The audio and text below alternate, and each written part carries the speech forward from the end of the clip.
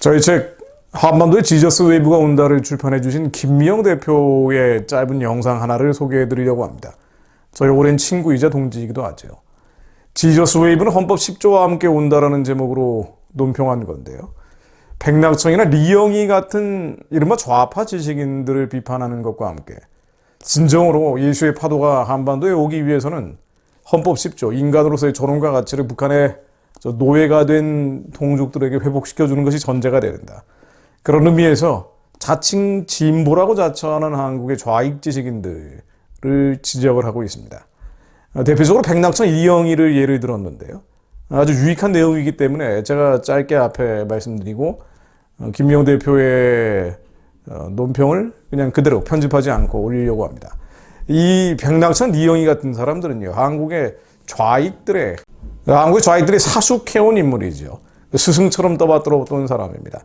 이 사람들의 책도 상당히 많은 영향력을 미치게 됐는데요. 천안시대 논리라고 리영희가 썼던 중국 모택동의 공산주의 혁명을 정당화하는 그런 내용들이에요. 이 천안시대 논리, 어마어마한 80년대 운동권들, 주사파들에게 어마어마한 영향력을 미쳤던 책이죠. 저도 예전에 잠깐 본 적이 있습니다만 도저히 영적으로 충돌을 하니까 꼼꼼히 읽어볼 수가 없었습니다. 너무 역겹다 그래야 되나요? 근데 이참에 이런 표현도 있었구나. 김미영 대표가 하는 말을 듣고 저도 다시 찾아보게 됐는데요. 중국의 강제 노동 수용소를 옹호하는 표현도 들어갑니다. 라오가이라고 제 책에도 넣어놨습니다만은 이 라오가이라는 중국의 노동교화소, 세계에서 가장 끔찍한 곳이죠. 550만 명이 갇혀 있다고 하는데요. 그야말로 이제 정치적 이유로 많은 사람들이 끌려가고, 특히나 여기에 집중적으로 수감되어 있는 사람들은 위구르족, 이민족들, 한족이 아니기 때문에 끌려가 있는 사람들과 함께 기독교인들이 들어가 있습니다.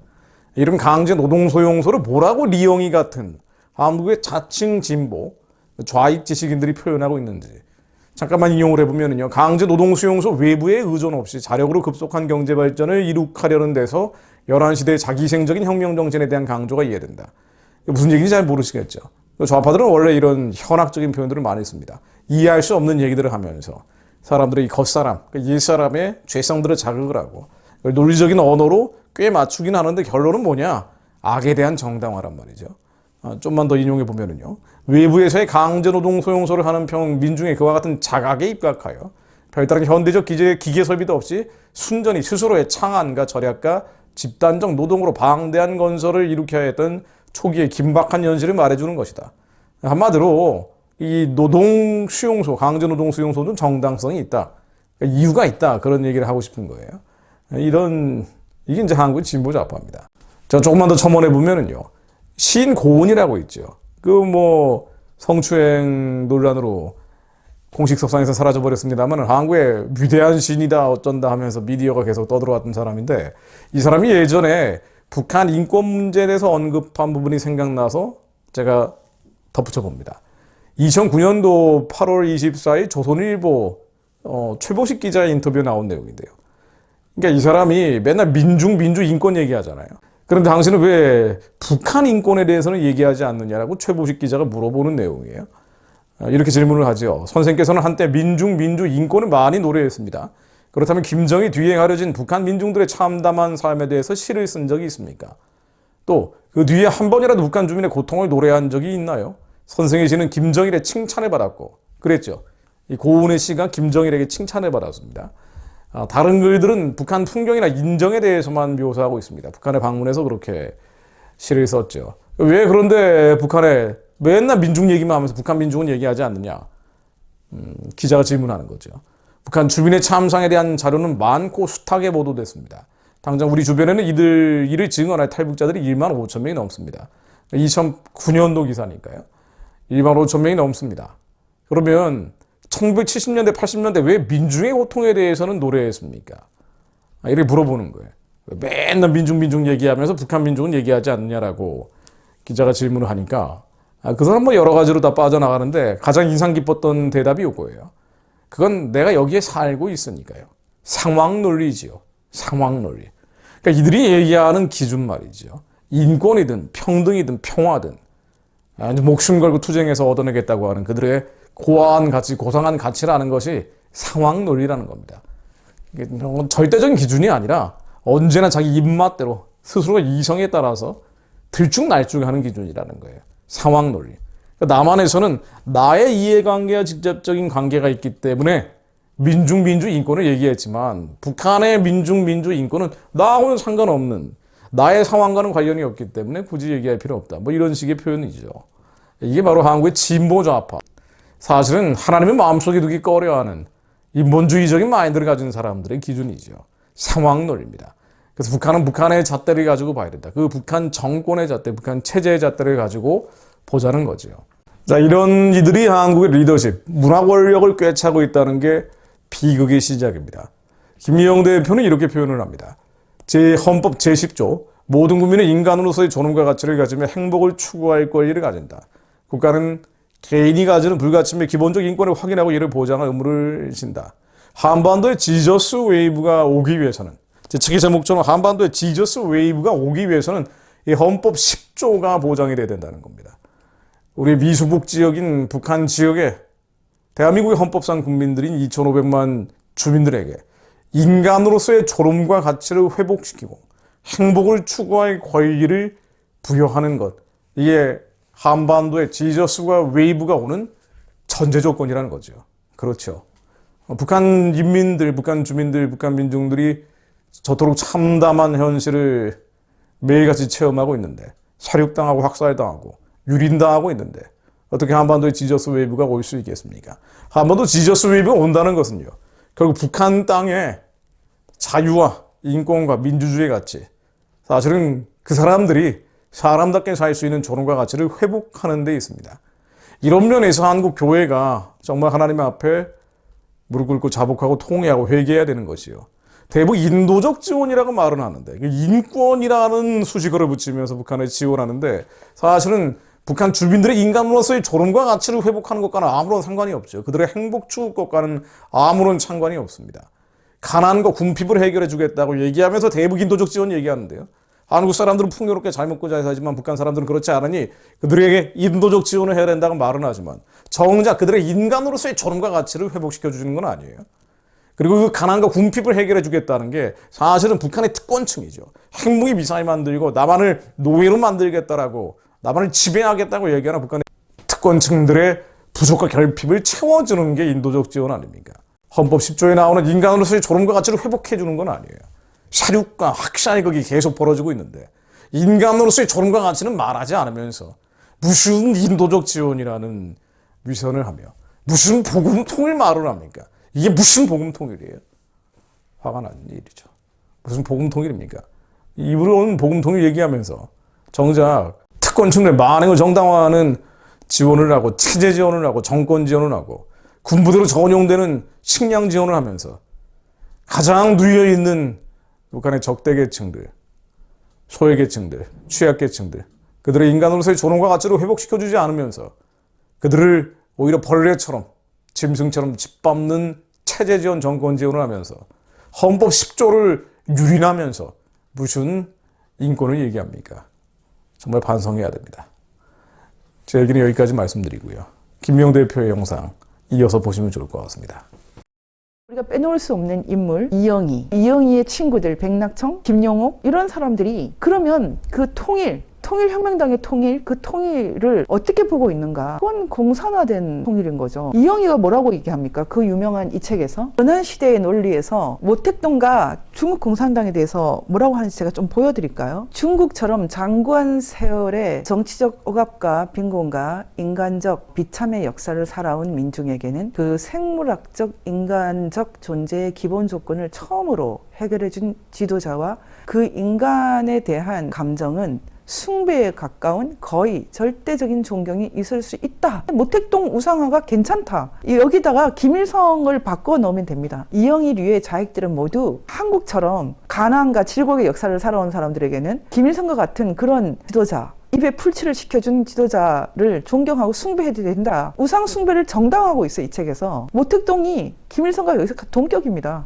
이영희 교수 죽을 때까지 좌익들의 거의 우상이었죠. 물론 돌아가셨지만 한 가지 물어볼게요. 모택동이 밥 먹여줬습니까? 정말 수천만이 굶어 죽었습니다. 인민공사. 한반도에 어떻게 지저스 웨이브가 오는가? 여러분 이제 생각을 해봐야 되죠. 이 책에서 모택동에 대해서 쓰고 있는 부분 제가 좀 알려드릴까요? 저 새는 나쁘다. 마오의 살벌한 한마디. 중국에서 모택동 입에 풀칠을 시켜준 것이 아니라 수천만의 사람들을 거의 국가 하나를 통장으로 만들어버린 그 모택동이 어떻게 그렇게 했습니까? 모택동은 국공내전 당시 1000명당 1명을 죽이라는 지침을 내렸다. 이는 교조적 율법이 되어 피바람을 불렀다. 박해와 핍박은 자살자도 부추겼다. 1952년 상해에서는 2개월 사이 600명에 달하는 기업가, 상공인들이 자살했다. 악명 높은 라오가이, 중국 정치범 수용소죠. 공산주의 혁명 과정에서 등장했다. 네, 바로 이 라오가이를 이영희 교수라는 사람이 전환시대의 논리에서 어떻게 정당하고 있는지 좀 한번 또 볼까요? 북한의 정치범 수용소가 있는 것이 안 부끄럽답니다. 강제노동 수용소? 이렇게 물음표까지 했어요. 외부의 의존 없이 자력으로 급속한 경제 발전을 이룩하는 데서 연안시대의 자기 희생적인 혁명 정신에 대한 강조가 이해된다. 외부에서의 강제 수용소라는 평은 민중의 그와 같은 자각에 입각하여 별다른 현대적 기계 설비도 없이 순전히 스스로의 창안과 전략과 집단적 노동으로 방대한 건설을 일으켜야 했던 초기의 긴박한 현실을 말해주는 것이다. 이렇게 정당화하고 있어요. 스스로 자주적으로 국가를 건설하기 위해서 수용소 필요하지. 이영이라는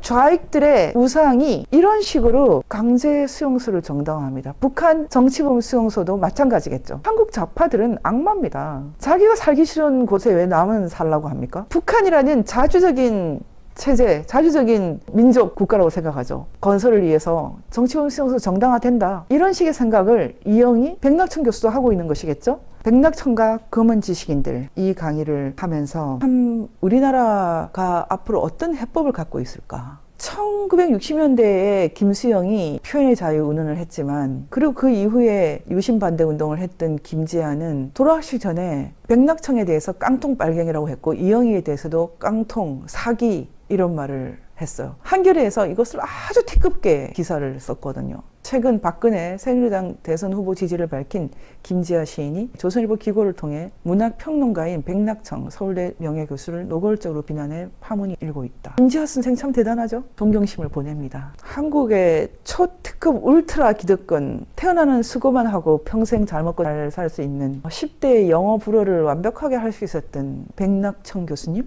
당신이야말로 기득권이죠. 공산주의자들이 타도 대상으로 생각하는 계급이죠. 이것은 6.25 전쟁 납북사건 자료원에서 제공해준 자료입니다. 백붕제, 백낙천 교수의 아버지죠. 어떻게 납북됐는지 자세히 나와 있습니다. 6.25 사변이 나와 집에 숨어 있다가 형 백인재가 잡혔다는 소식을 듣고 그것을 확인커져 집으로 돌아왔다가 잠복해 있던 청년 2명에게 납치되었다. 이것을 쓴 사람은 최기란, 외육명, 그 자녀가 6명 있었다고 하죠. 그 중에 한 명이 백낙천 교수죠. 최기란 처인 부인이 있었죠. 백낙천 교수의 생모시죠. 이게 1956년입니다. 그런데 1956년에 아버지를 찾아서 북한에 청원을 넣은 백낙천 교수 집안에서 어떻게 백낙천 교수가 나올 수 있습니까? 아버지와 큰아버지를 가족으로부터 분리시키고 영영 죽음의 땅으로 끌고 간 김일성이 어떻게 긍정됩니까?